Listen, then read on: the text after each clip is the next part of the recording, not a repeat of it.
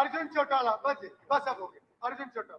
माननीय अध्यक्ष महोदय, जब बजट पेश हो रहा था, मैं माफी चाहूंगा, मैं उस दिन किसी व्यक्तिगत कारण से आ नहीं सका, लेकिन मैं जब भी मेरे को मौका मिला ऑनलाइन मैंने सुना भी, मैंने पढ़ा भी, और एक बड़ी विचित्र चीज इसमें से निकल के आई, और वो एक मुहावरे से ही मैं आपको उसके बारे में बताना चाहूंगा। भाई, आमदनी 98 और खर्चा रुपया। इस बजट को अगर हम गौर से पढ़ें, इस बजट को हम गौर से देखें, तो इसमें जी सबसे बड़ी चीज ये सामने आती है कि हमारा जो जीएसपीडी है, जो ग्रॉस स्टेट डोमेस्टिक प्रोडक्ट है, वो है 9%, और लगातार हमारा जो डेट है पिछले 4 साल से 13% पर एनम, यानी हर साल 13% से बढ़ता जा रहा है।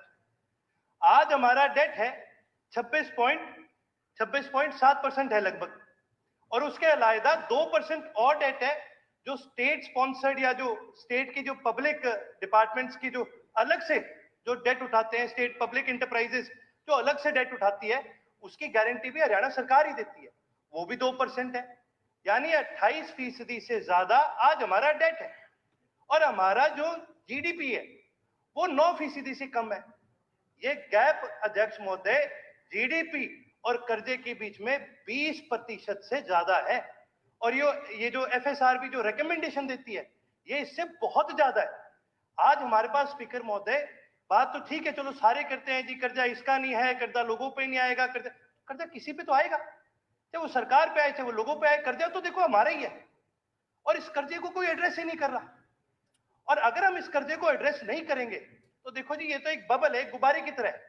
जितना गुब्बारे के अंदर हवा भरेंगे, जितना कर्जा भरते रहेंगे, एक पॉइंट है, चलो ठीक है, इतना हम सहन कर लेंगे, पर कभी ना कभी तो ये फटेगा।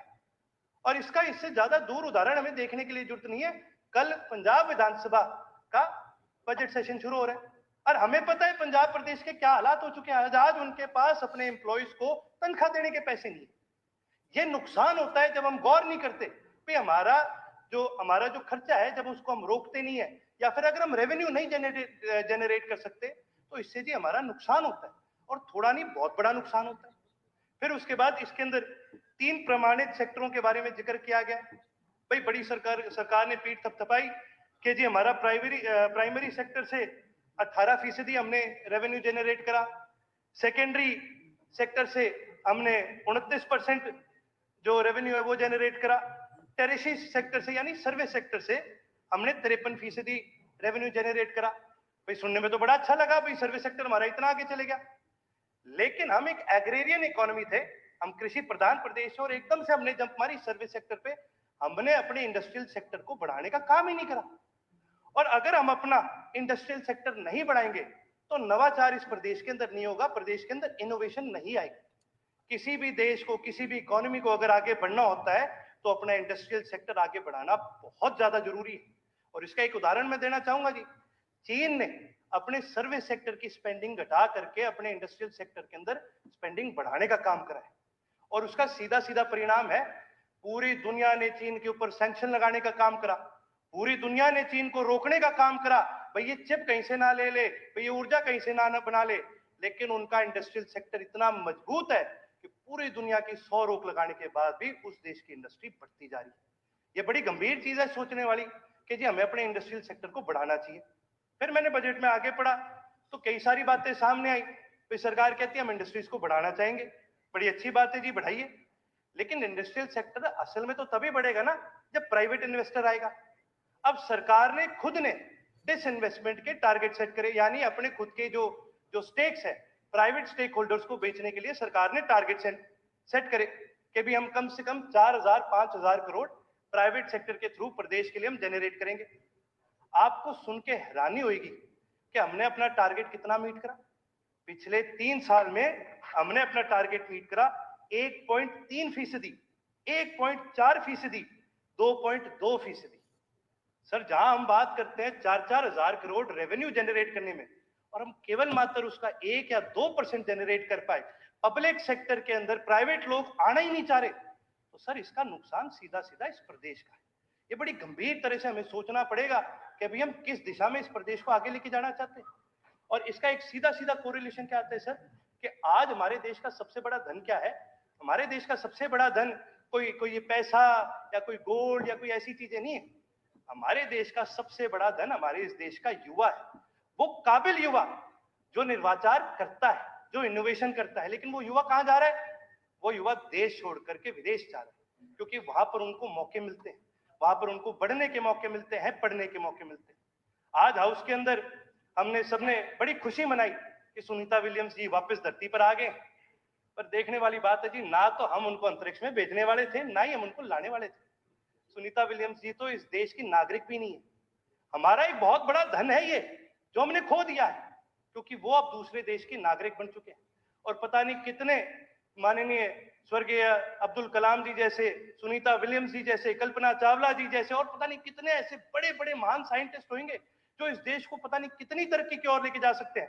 लेकिन वो देश छोड़ के जा रहे हैं स्पीकर महोदय, और वो जाते रहेंगे जब तक हम उनको एक बढ़िया मौका, एक तगड़ा मौका यहाँ पर बस करके इनोवेशन लाने का मौका ना दें। ये बड़ी गंभीर चीज सोचने वाली है। साथ ही साथ एजुकेशन सेक्टर पे मैं 2 मिनट जरूर चर्चा करना चाहूंगा। कुल जो बजट था, मैं कुल बजट की बात करूंगा, कुल बजट में से 11% से ज्यादा जो पैसा खर्च किया गया था वो एजुकेशन सेक्टर में किया गया था। अब की बार कुल बजट में से 10% के आसपास एजुकेशन सेक्टर में खर्च किया जा रहा है। यानी कुल बजट में से 2000 करोड़ रुपए की एजुकेशन सेक्टर को घटौती हुई है। और अगर ये घटौती बढ़ती रहेगी, हमारी आबादी बढ़ रही है। स्पीकर सर, मैं प्लीज आप मेरे को थोड़ा समय दीजिए, क्योंकि विपक्ष की भी अगर कोई भूमिका निभा रहा है इस हाउस के अंदर, तो वो भी हम निभाने का काम कर रहे हैं। हमारे साथियों का देखो जी, हमारे साथियों का कोई भरोसा नहीं है, ये कब उठ के वॉकआउट करके चले जाए। फिर आखिर तक जी मेरे को ही बैठना पड़ता है यहाँ पर, क्योंकि कोई और होता नहीं। अगर विपक्ष की भूमिका किसी ने निभाई है तो इनेलो पार्टी ने असली में निभाई है। मैं तो ये कहना चाहूंगा जी, देखिए बहुत देखिए जी, कम उम्र के युवा मेंबर हैं, तो बहुत जिम्मेवारी की बात कह रहे, 2 मिनट और देखिए बहुत बहुत धन्यवाद स्पीकर साहब। नहीं देखिए जी, कोई बात, देखिए जी, जब हम हाउस के अंदर आते हैं ना, इस हाउस को चलाने का सुझाव दे रहे हैं, जब हम हाउस के अंदर आते हैं, इस हाउस को चलाने का खर्चा लगता है। ठीक है, 2 मिनट और वो खर्चा जनता की जेब से निकल के आता है। इसलिए सर देखिए जी, हमारा अपना संगठन है, हमारी अपनी विचारधारा है, ना हम आपके साथ है ना हम इनके साथ है। हम वो बात रखेंगे जिसमें हम विश्वास रखते हैं, हम उससे अलग बात नहीं करेंगे। और यदि आपको इतनी विपक्ष की पड़ी थी तो आपको बैठना चाहिए था, सुनना चाहिए था, क्योंकि ये जनता का पैसा लगता है इस हाउस को चलाने के लिए, ये हमारा पैसा नहीं लग रहा। लाइटें चलेंगी, सारी सरकार रुकती है, सिक्योरिटी आती है, खाना लगता है, ये किसका पैसा लग रहा है? ये जनता का पैसा लग रहा है। और अगर हम यहाँ बैठ भी नहीं सकते तो फिर हम किसके पैसे बर्बाद करें? हम जनता के पैसे बर्बाद करें। अध्यक्ष महोदय, आगे बढ़ते हुए अध्यक्ष महोदय, एक बहुत और गंभीर विषय पर मैं चर्चा करना चाहूंगा, वो है ऊर्जा। मेरे को बड़ी हैरानी हुई है बजट पढ़ के कि ऊर्जा के अंदर 23% की कटौती करी गई है। सर, ऊर्जा तो सबसे जरूरी चीज है किसी भी देश को आगे बढ़ाने के लिए, किसी भी प्रदेश को, किसी भी इकोनॉमी को बढ़ाने के लिए। आज हम अपनी ज्यादा ऊर्जा नहीं बनाते, हमें और प्रदेशों से ऊर्जा खरीदनी पड़ती। अच्छा, एक चीज है सर, केंद्रीय सरकार अलग अलग बैंकों को, अलग अलग प्राइवेट इंडस्ट्रीज को इनिशिएटिव देती है कि जी आप ग्रीन फील्ड प्रोजेक्ट बनाइए और आपको इसके अंदर सब्सिडी, हम लोन के अंदर सब्सिडी देने का काम करेंगे। तो भाई हम ऐसी पॉलिसी क्यों नहीं बना रहे कि भाई हमारी सरकारी जितनी भी बिल्डिंग्स आने को बनने वाली है उनको ग्रीनफील्ड प्रोजेक्ट बनाए जाए। जब मैं ग्रीनफील्ड प्रोजेक्ट के बारे में बात करता हूं तो इसमें मेरे कहने का मतलब ये है कि भाई सरकार की कितनी ओपन पार्किंग है, सरकार की कितने मंडियों में शेड है, गौशाला में शेड है, जगह जगह हमारे पास खुली जगह है। शेड कितने हम लगाते हैं, हर आदमी अपने हल्के में गौशाला में कहीं ना कहीं शेड लगवाता है।